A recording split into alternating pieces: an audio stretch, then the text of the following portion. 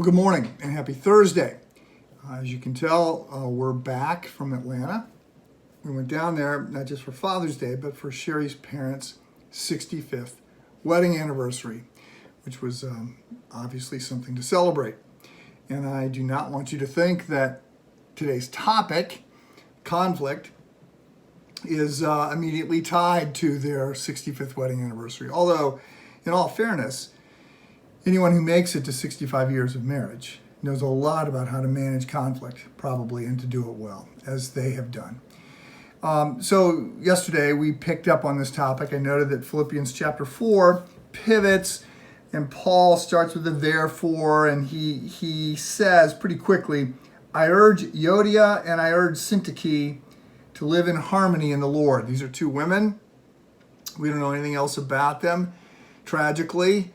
I really hope and pray that if I'm known for anything, it's not, like Bill Buckner, I let the ground ball go through my legs, or Steve Bartman, I messed up the Cubs' chance to go to the World Series, or Benedict Arnold is known for one thing. I mean, he probably was not as bad a guy as all he's known for is being a traitor.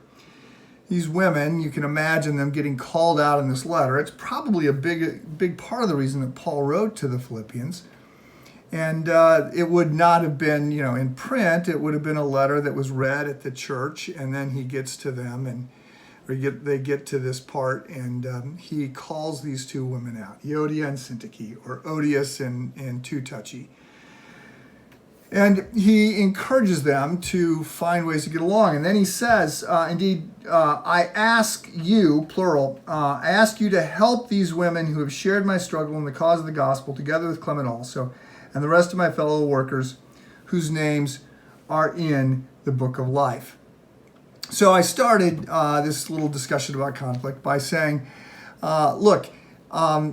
there's a handful of things that we get from the Bible about conflict. We know, starting in Genesis 3, that because our vertical relationship with God has been compromised by sin, our horizontal relationships are also difficult. And I said the Bible expects there to be conflict. It doesn't say that all conflict is bad. We're in a spiritual battle, and so there's conflict that is worth having. We are expected to get along as brothers and sisters in Christ. And our unity is very important. And so we looked at John 17, this prayer where Jesus prays for our ability to stay together. So here's the deal. You know a lot about the other things that you ought to do. Like if I just said, what are the things that you need to do to manage conflict? You would say, well, don't put it off. Go to the person directly. Use I statements, not you statements. Like, I'm frustrated that this isn't working out. Not, you're an idiot for causing this. Don't ascribe evil intent. Get help when you need it. I want to pivot tomorrow and talk about the fact that Paul doesn't go to methods. Those are all good things. As a matter of fact, we could ascribe a verse to most of them. I mean, don't let the sun go down on your anger is Ephesians 4, and go directly to the person is Matthew 18. I mean, there's a lot of biblical wisdom there. When I was a consultant, I used to think that a lot of what I did as a management consultant was just sort of biblical common sense, and a lot of it was trying to help manage conflict that was happening in an organization. But Paul doesn't go to these kind of methods. So tomorrow we're going to look at something else. But I just want to make one comment. I've shared this before, but when we got married, when Sherry and I got married, I had very poor conflict management skills, and I just avoided conflict. And this caused problems. And we eventually had some friends who were saying, you guys ought to go see a therapist. And I was convinced that this person was gonna see the way Sherry was talking to me and say, well, this is all her fault.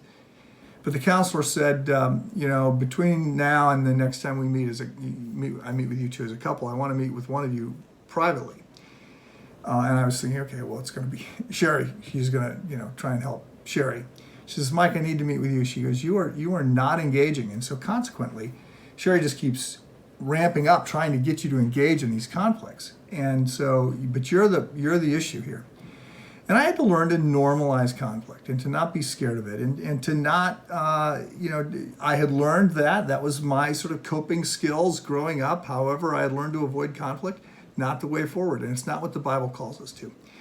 But there's more than just the kind of advice you might find in any magazine. It seems like every third magazine I pick up has got an article about conflict management. So the Bible goes a little bit past that in the advice that it gives us, and we'll pick that up tomorrow. Have a good day.